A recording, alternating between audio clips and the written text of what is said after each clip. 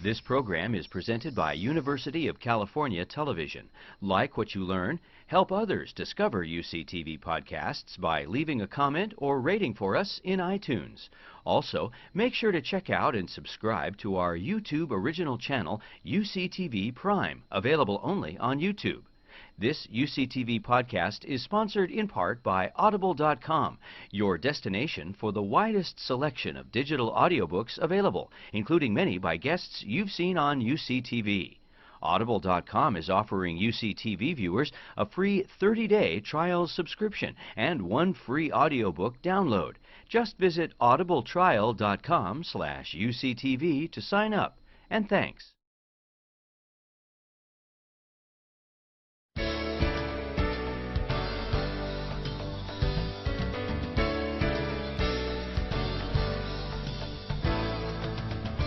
Welcome to the University of California Davis Health System.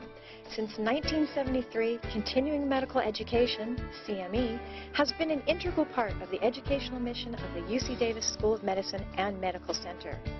The Center for Health and Technology, CHT, increases access to health education and promotes interaction between patients, physicians, and other healthcare professionals through the use of telecommunications and computer technology.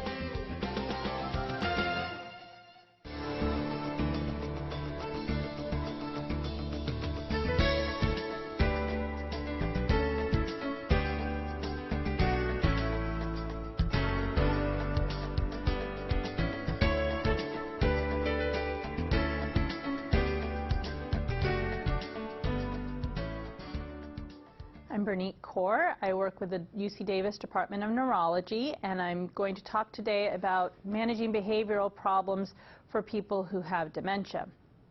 I have no relevant disclosures related to this topic. These are the criteria for diagnosing dementia, having at least 2 areas of cognitive decline. Usually one of those areas is memory, though it does not necessarily have to be so. Other areas may include language problems, visuospatial dysfunction, or executive dysfunction. There's a decline from a previous level of function such that the patient can no longer be independent. Usually dementias are gradual in onset and progressive in decline. There shouldn't be a delirium. There should be a fairly clear sensorium. Whenever there's a delirium, there's a concern that there may be some metabolic causes for the cognitive problems, and it may not be a dementia in that particular scenario. There should be an absence of other diseases known to cause impaired cognition, such as medical issues, metabolic issues, vitamin deficiencies, and no obvious psychiatric disturbance. Whenever we have somebody who has a dementia, we evaluate them based on the American Academy of Neurology practice guidelines. All patients with dementia should have a complete blood count, a comprehensive metabolic panel, thyroid function test, and a vitamin B12 level. They should have at least one neuroimaging study. At a minimum, it should be a CAT scan, but an MRI is better if possible, and there's usually no contrast needed. In select populations, we recommend checking HIV and syphilis serologies, but not routinely. Again, if clinically indicated, certainly a lumbar puncture or an EEG may be helpful if we needed to rule out seizures or infections, but generally speaking, these tests are not done routinely as part of the dementia workup. And I do order detailed neuropsychological testing if there's a discrepancy between the history and cognitive screening, or if the likely diagnosis is mild cognitive impairment, also known as MCI. There is a broad differential diagnosis when it comes to dementia, and they have varying behavioral problems. So briefly, I'm going to go over that. If the scenario is that of somebody with lots of cognitive problems and some minor behavioral issues, then the most likely diagnosis is Alzheimer's disease, or AD. This is the most common cause of dementia. And the sorts of behavioral problems we see here are apathy, anxiety, particularly separation anxiety from the caregiver or the spouse. Depression can certainly be a part of it, although depression is often or apathy is actually often mistaken for depression. And they can often have sleep disturbances, especially when orientation becomes more of an issue. If, however, we have somebody whose behavioral problems far outweigh the cognitive problems, then they may have frontotemporal dementia. And the sorts of behavioral problems we see here include a loss of empathy, disinhibition, and personality changes. If we have a person who has both cognitive problems and motor deficits, especially early in the course of the dementia, then it's important to look at the type of motor deficits that they're having. If their motor deficits resemble that of a stroke, so that they're focal, they're on one side of the body, may be associated with spasticity or other pyramidal signs, such as increased reflexes, then we might think that the cause of the cognitive problems is a vascular dementia. And the sorts of behavioral problems somebody with a vascular dementia may have include bradyphrenia, or slowness of thinking, apathy, fatigue, and depression. If the motor deficits look more like Parkinson's disease, so they have slowness of movement or a tremor or rigidity, then the diagnosis might be dementia with Lewy bodies. And the sorts of behavioral problems we tend to see in people with dementia with Lewy bodies are cognitive fluctuations, visual hallucinations, REM behavioral disorder, so acting out dreams, and delusions, and these can be fairly stark delusions. In general, when we see somebody who has a dementia and is having related behavioral problems, the number one thing that we can do is educate the caregivers. And most of the time, patient and family education comes at the bottom of the list of things to do. But in this particular case, I think it's probably the number one thing to do. And so I'll be discussing that first. The next thing we'd like to do is optimize the current medications and only add new medications sparingly and judiciously, only if they're clinically indicated. First off, we need to educate the caregiver. The caregiving burden for somebody with dementia is quite high. Caregivers feel a sense of isolation. They often have depression. They have a loss of income because they're having to take time off of work in order to provide the supervision that somebody with dementia may need. Certainly they have a diminished quality of life, and ultimately they may burn out and be no longer able to take care of that person. It's really important as physicians that we acknowledge the caregiving burden. Education and support can help avoid unnecessary medications, delay the time to nursing home placement, avoid emergency center visits. And one thing I like to stress to caregivers is that medications cannot possibly solve all of the behavioral problems. And so choosing your battles wisely and really being judicious in what medications are used can be very important. Another thing that I tell caregivers is that one caregiver cannot possibly do this alone, and that it's important to engage the help of family, friends. If they can afford to hire paid caregivers, that would be important. And establishing options for respite care, also very, very important. I like to encourage the use of community resources before a crisis or a burnout occurs, so I like to point people in the direction of some resources that are available in the community before a problem occurs, early in the dementia process. And one thing that I recommend to primary care physicians, especially because I'm very well aware that primary care physicians don't have the time to provide education oftentimes. And so if both the spouse or the caregiver of the patient and the patient themselves are your patients, sometimes scheduling back-to-back visits so that you can have more time to address these issues.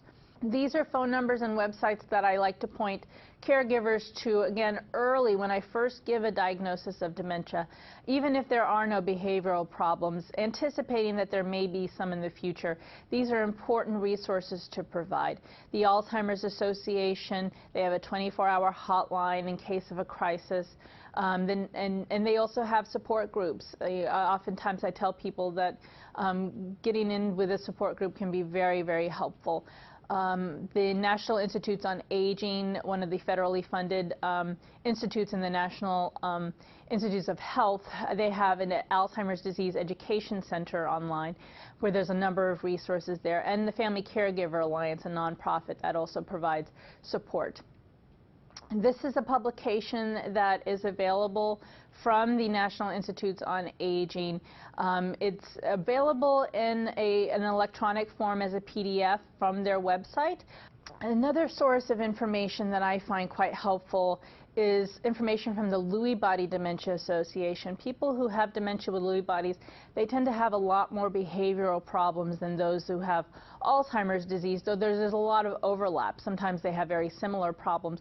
And so regardless of the type of dementia, whether it's dementia with Lewy bodies, Alzheimer's disease, frontotemporal dementia, the Lewy Body Dementia Association has a number of websites and articles that are written for the lay public that can help families to anticipate and to better treat non-medically the behavioral problems in any kind of dementia. So this is one of their articles. This is another one, which is particularly important when I talk about antipsychotics, is helping families to anticipate when they might need it and how they might avoid using antipsychotics in their patients, again, with any kind of dementia. It doesn't have to be Lewy body dementia. We have a culturally diverse nation, and so establishing the sorts of interventions that are tailored to different cultures is very, very important. This is a photonovela that was researched, is a topic of research in the Latino community and trying to educate Latino caregivers on how to take care of somebody who has a dementia. And I like this particular one. It's one friend talking to another. And one of the things that she tells her friend is that rather than taking the comments and the behaviors personally, because this is your mother or your loved one, think of yourself as the patient's nurse, and that helps you to frame the problems differently so that it's not taken so personally, and that these problems don't necessarily need to be medicated. They just need to be reframed, and more patience may be needed. So, and certainly if we can tailor these interventions to the different cultures and to the diversity that we have, it may be additionally helpful. Certainly any education is helpful, but if we can make it culturally relevant, there is research that shows that it can be more so. So this is an area, a hot topic in research right now, and we hope to have better resources in the future. My personal advice to caregivers, I like the oxygen mask analogy. So most of us have been on a plane at some point, and we may recall the flight attendant saying something like, in the event of a loss of cabin pressure, masks will come down from the ceiling. And if you're with somebody who needs help, please put on your mask first before you help them. So if you're with a child or somebody else who needs help. And that's really important because caregivers need the permission to take care of themselves. If they can't take care of themselves, they can't take care of the person with the dementia. So it's very important for them to maintain their own personal health, get regular exercise, good nutrition, going to their own doctor's visits. Very, very important. So again, identifying friends and family who can help provide respite and using paid respite care services if a person is able to afford them. Another thing I tell my caregivers, please pick your battles. You can't fight them all. You can't win them all. So not every problem needs to be fought. Not every problem needs to be corrected. Some things just need to, unfortunately, be tolerated, some comments and so on. Don't try to reason with the patient. This is somebody who has a dementia, and reasoning with them may not help, and it may be a waste of energy. I like using distraction techniques. So if somebody with dementia seems to be focused on something, distracting them by looking at photo albums or a favorite movie or some other activity that they enjoy, that can be often helpful. Again, don't take comments and behaviors personally. Try to think of yourself as a nurse rather than a family member, because oftentimes these comments and behaviors can be quite personal, and a nurse wouldn't necessarily take those personally. So it just helps somebody to reframe them a bit so that they don't become as acutely bothersome. Again, join a support group early, very, very important.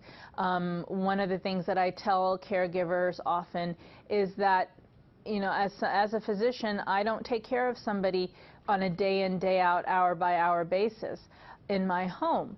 There are people who have been there and who have done that.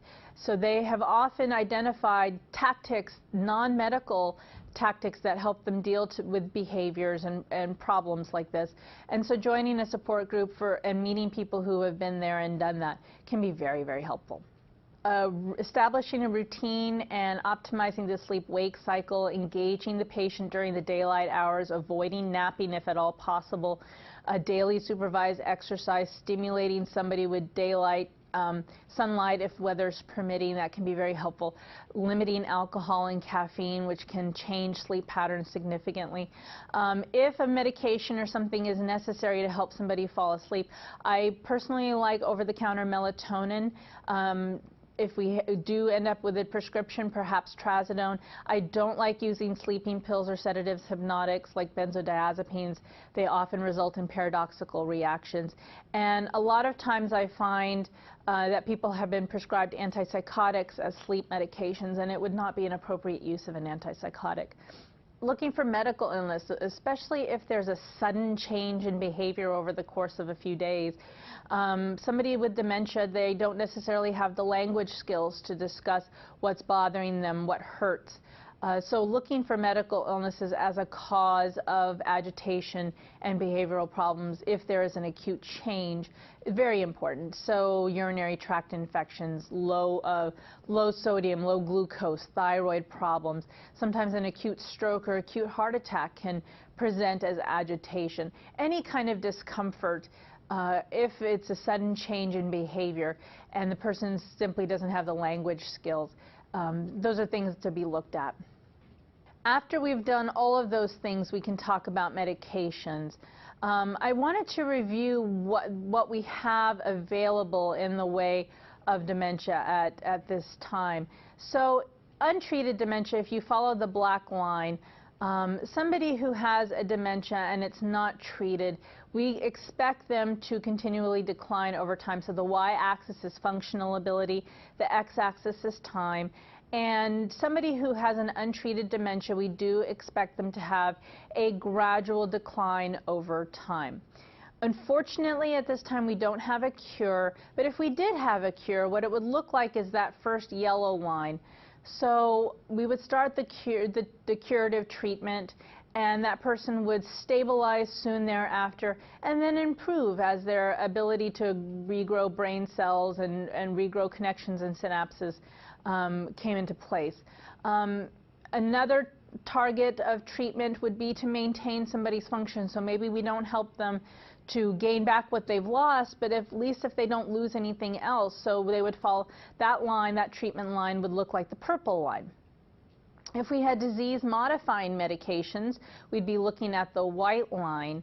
And again, when we started the treatment, there would continue to be a decline, but the slope of the line would be different so that we've significantly slowed the course of the disease and helped them that way. Again, we're not necessarily stopping the process, whatever the degenerative process is, but at least we would be slowing it down a bit.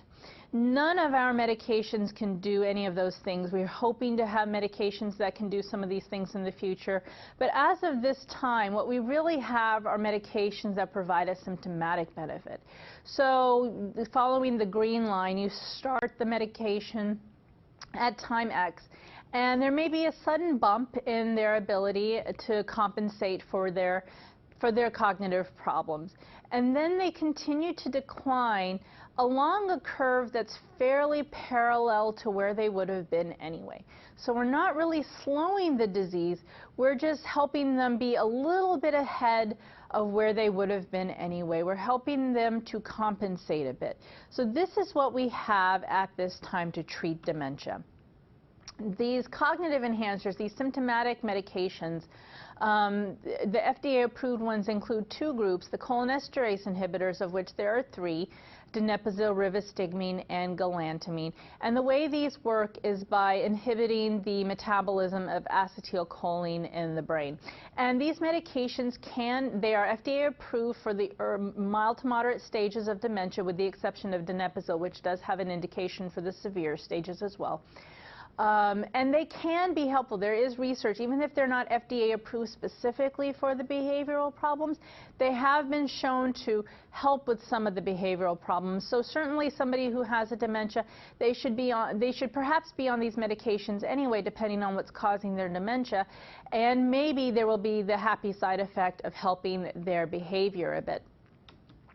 There are side effects for these medications. We used to prescribe these medications at nighttime because the patients had a lot of stomach disturbance, GI disturbance, and appetite suppression. So we thought if we gave it to them at nighttime, that they would kind of sleep through the GI disturbance and not have as much cramping and so on.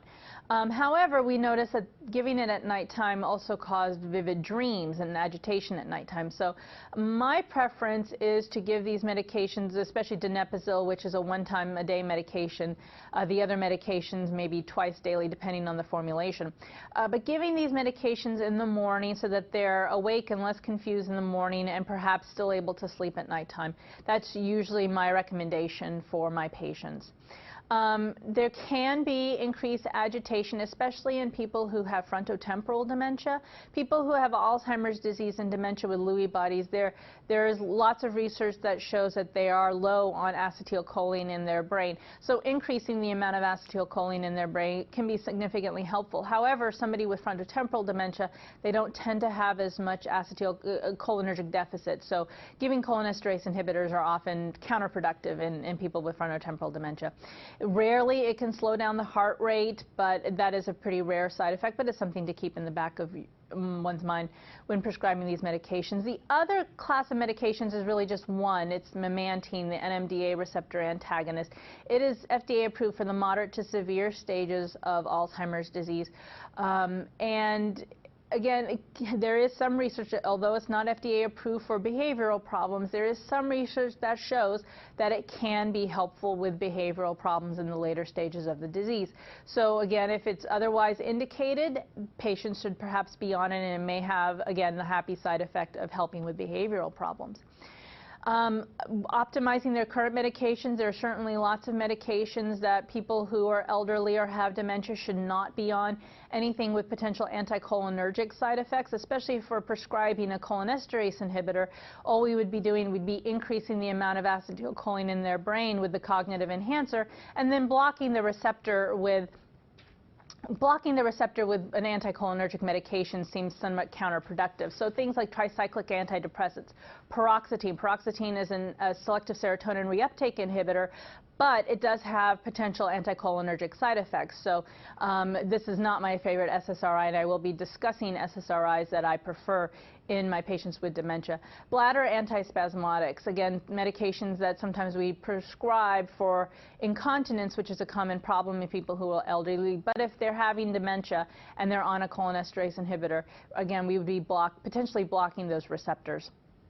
Benzodiazepines, again, they can have paradoxical reactions on benzodiazepines, causing more anxiety or other problem and more agitation. So I don't recommend the use of these. Over-the-counter sleep aids and allergy medications, again, they have cholinergic side effects, anticholinergic side effects.